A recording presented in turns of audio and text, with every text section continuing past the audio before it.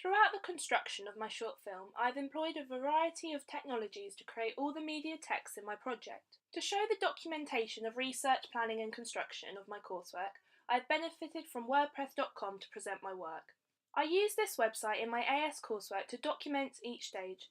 Therefore, when I used it in my project this year, I could use all the functions on the website and convey my ideas and development throughout my work in the most efficient way possible. This included categorising posts. By noting down each stage of the creation for my short film, I found as the project proceeded, research blogs aided me in formulating the final products. The benefit of online documenting is the effective input of images and videos to support my written work. This wouldn't have been achieved through handwritten work.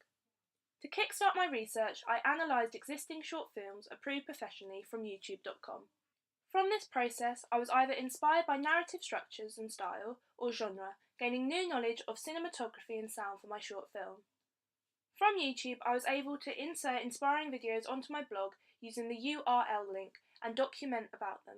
Moreover, I used SurveyMonkey.com, which was especially useful when collecting audience feedback from my initial ideas I had for my short film, due to the programme giving the option to compile both quantitative and qualitative data. I also used the programme Select Studios to help the scripting process for my short film.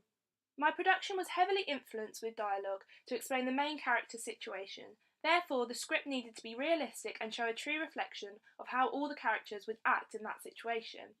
It took several edits to get the final edit of my script, although Celtech Studios made the progression of the formulating of the script much simpler, especially because I used the programme last year and felt comfortable with using all the features to create the desired product. As the pre-production stage of my project began, I embarked on using different hardware and software to complete the animatic of my short film. I used my iPhone 5S to take photos of my storyboards and import them onto my MacBook, which I then presented them on iMovie with the addition of sound. The advantage of using my iPhone to take the images of my storyboard was the accessibility and portability of the images, alongside the easy transfer from phone to laptop. Producing the sound for my animatic involved locating realistic sound effects off YouTube, such as recreating the ambient sound of the train station and the train arriving. I converted the sound effects from YouTube into MP3s using onlinevideoconverter.com and then downloaded them. Creating the score of my animatic involved constructing a piece of music myself. I recorded the chords on my piano and used GarageBand to edit the chords into an accurate representation of how I thought I wanted the score to sound in my final edit. Both iMovie and GarageBand I've used several times and felt confident with my ability to create the animatic as a realistic representation of how I wanted my final edit to look. The planning stage involved several different written processes. Scribe.com allowed me to embed Word documents onto my blog, such as my final script, shot list, breakdown of plot and chosen idea, all vital documentations to make the ease of future decisions and processes a lot easier. Once proceeding on to the production stage, I used the Canon 700D with either a 50mm lens or an 18 to 55mm zoom lens to capture my shots. The Canon 700D is a great student film camera. The advantages of using this camera is the large sensor it acquires for a film like shallow focus. Moreover, the camera films in 1080p HD, therefore the narrative can also be shown clearly without the audience's viewing being interfered by film quality. I also used this camera in my AS coursework to film both the preliminary material and opening sequence, therefore I knew what aspects of the camera could present challenges when filming and how they could be avoided. To support my camera, I used the Manfrotto Compact Action Tripod. It enabled me to pan, track, stabilise and angle each shot and was far more stable than the tripod I'd used in previous work.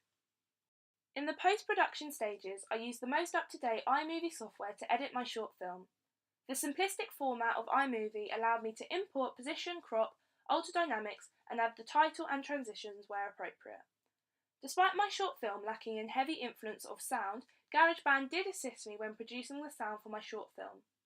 I made my own sound effects, such as the whispering of Birdie's name, and edited them into an eerie, creepy vibe for my short film. This was then applied to the visuals. I also used specialist programs to make the ancillary text.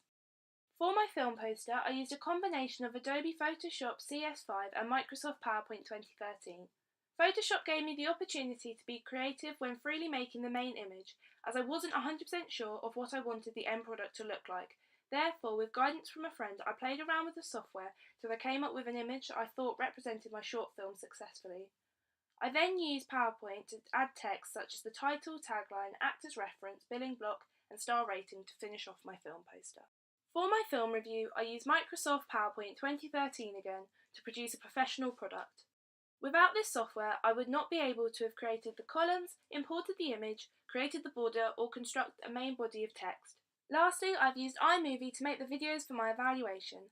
I can import images and videos of all the intended topics I have planned to discuss, and use GarageBand to create the voiceover to direct the evaluation for the viewer.